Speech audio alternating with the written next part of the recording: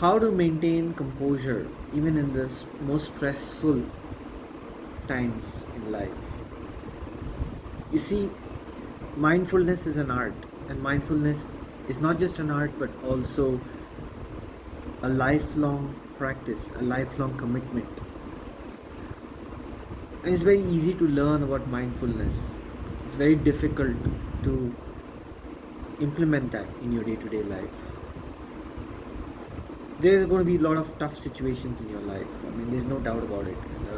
Every day there's going to be something out of the ordinary that you will confront, and the choice is yours. Whether you want to live life in an autopilot mode, wherein you just go with the flow and let things happen to you and you react instantaneously, or you start having more of a control over your mind, and that's where mindfulness comes in. The ability to observe the present situation for what it is and be able to remain equanimous and not react to the situation, but to just take a few pauses here and there and respond in the right way. Come up with that wisdom. Have that wisdom to understand, okay, the right way to respond would be this. That is discipline. That takes practice. That takes mastery. It's not easy. It's not easy in today's day and age where we are constantly confronted with so many distractions. Our attention span is so low, and everything is at our fingertips, whatever we want. So that makes us a slave to our luxuries, a slave to our temptations. And we don't really have control over our lives, over our thoughts. And that's why being mindful in this day and age is really, really, really difficult. We are a victim of our conditioning. So many things that are so easy to get, and we are conditioned to it. The moment we wake up, we have this smartphone that we reach out to, and that's it. We are either on Instagram or YouTube or Facebook or WhatsApp, or TikTok or Twitch, or whatever you name it, Twitter, and that's it. It has taken over us, and that has made us less and less wise, less and less responsive, more and more reactive. It's the same thing about taking drugs, taking alcohol, taking cigarette. The same chemicals in our brain get activated. The dopamine craving is always there, and so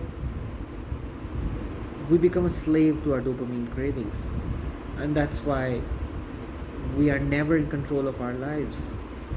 We are glorified drug addicts. That's what we are.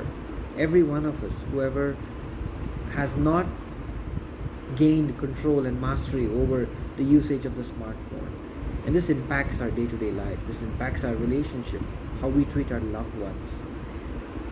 This impacts our work, our career, how focused we are on our work, and how well we're going to come up with good solutions for problems. If we don't have control over ourselves, we just do the bare minimum to just survive in a job. We don't excel at it. We end up becoming a slave to it. And that's what I want to just talk about. The most important thing is to not be a slave to things. It is to start gaining control and mastery.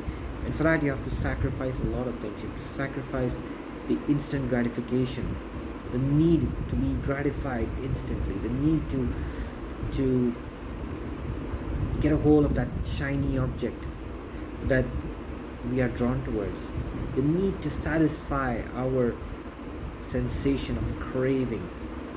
We have to give that up. We have to sacrifice that for the better good. Instant gratification is evil.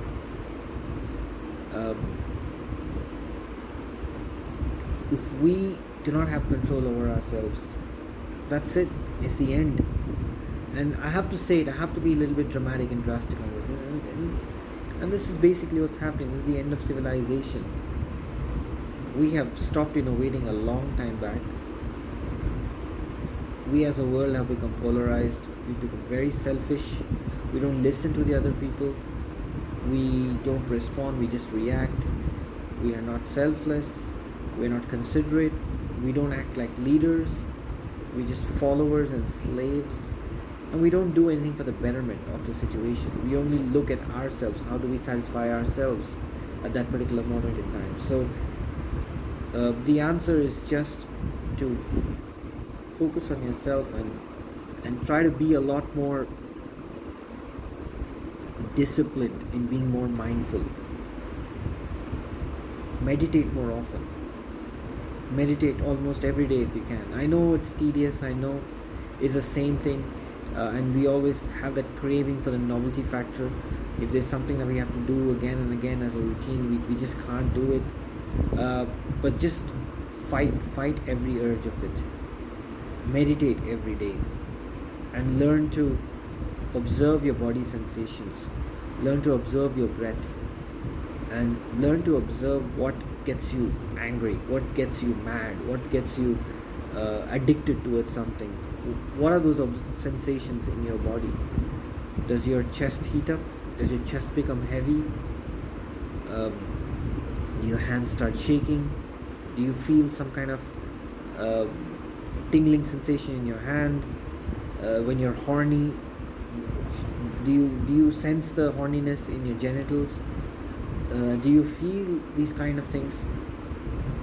Once you start observing your body, just diving deep inside your own mind and body and soul, if you start observing your body sensations, then just practice equanimity. That is the answer, that's the solution. Equanimity is nothing but just the wisdom to say no, the wisdom to say this too shall pass. That craving, that sensation, that aversion, that tingling sensation or whatever it is, it's just temporary, it will pass. If you do that enough, more and more times a day, slowly and surely you will get out of the clutches of your own imprisonment and you'll be more free. You will be able to dictate your own life, be a better wife or husband, or be a better co-worker, or be better at your job or at your business, be a better family member, be a better son or daughter or father or mother or sister or brother or whatever. Be a better individual or human being for society.